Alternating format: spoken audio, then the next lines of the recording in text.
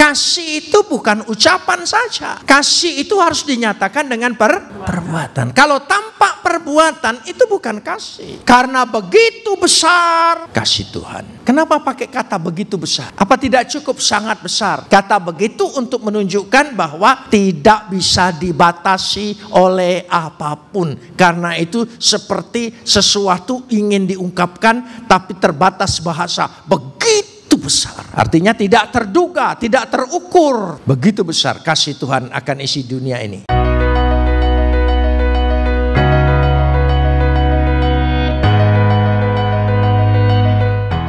Kalau berbicara Tuhan itu kasih, hampir semua keyakinan, kepercayaan percaya. Tuhan itu kasih, Maha Pengasih, Maha Penyayang. Tuhan itu welas asih. Semua bicara kasih, tapi baru konsep, baru wacana, baru ide, baru hanya tertulis di kitab suci. Tapi kita, Tuhan kasih, dia mati buat saya dan saudara. Ada perbuatan. Kasih itu bukan ucapan saja. Kasih itu harus dinyatakan dengan perbuatan. Kalau tanpa perbuatan itu bukan kasih. Karena begitu besar kasih Tuhan. Kenapa pakai kata begitu besar? Apa tidak cukup sangat besar?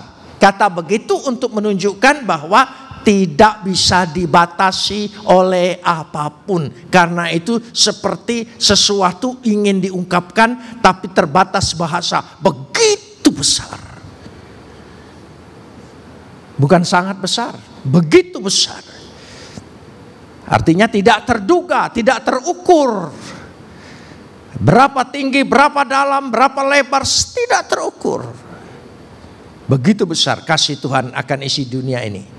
Dia bertindak tidak? Bertindak. Maka dia mengaruniakan anaknya yang tunggal. Perbuatannya. Itu sebabnya saya pindah. Saya percaya Yesus. Dia menebus saya dengan perbuatan, bukan dengan perkataan. Bukan dengan wahyu, bukan dengan kitab suci saja. Dengan perbuatan, dengan karya. Dia mau mati di kayu salib. Artinya, penebusan kita itu bukti. Janjinya termeteraikan. Amin. Termeteraikan. Lalu, kalau kasih Tuhan begitu besar, kita mengasihi Tuhan? Kita mengasihi Tuhan? Apa buktinya? Jangan gombal ya dengan Tuhan. Tega-teganya kita gombalin Tuhan. Saudara, aku mengasihi engkau tapi tidak ada bukti. Itu bukan kasih. Kasih itu ada bukti. Nyata. Nah sekarang saya kasih tunjuk. Ada orang percaya bahwa dengan Tuhan, mengimani. Karena itu dia percaya Tuhan lewat hukum Tuhan. Untuk percaya lewat hukum Tuhan, dia mentaati hukum itu.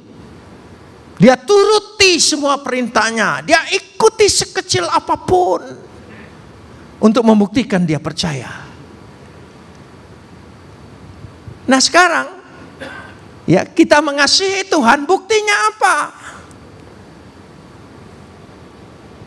Jangan saudara berpikir, ya kekristenan itu setelah kasih karunia ya bebas-bebas saja. Ya tidak, engkau harus membuktikan.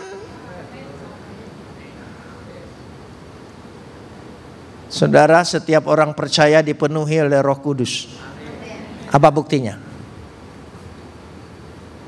Jangan saudara pikir, oh roh itu roh. Namanya roh tidak bisa kelihatan. Siapa bilang? Roh itu ada penampakan yang jelas. Ada bukti yang jelas bahwa roh itu hadir dalam hidup orang itu. Ada. Saya kasih tunjuk. Waktu Yesus dibaptis, Roh Kudus turun atasnya. Nampaknya apa? burung merpati. Berarti roh ada penampakan. Jelas bahwa Roh Kudus itu ada. Ketika rasul-rasul dipenuhi oleh Roh Kudus, apa buktinya? Lidah api turun atasnya. Nah, kita mengaku dipenuhi Roh Kudus, apa bukti hidupnya? Buah-buah dalam kehidupan kita dipenuhi Roh Kudus harus menjadi bukti. Amin. Harus jadi bukti. Jangan omong saja. Dipenuhi Roh Kudus pakai bahasa lidah, tidak salah, tapi itu baru bunga. Tanda awal. Bunga belum jadi buah. Buktikan bunga itu jadi buah.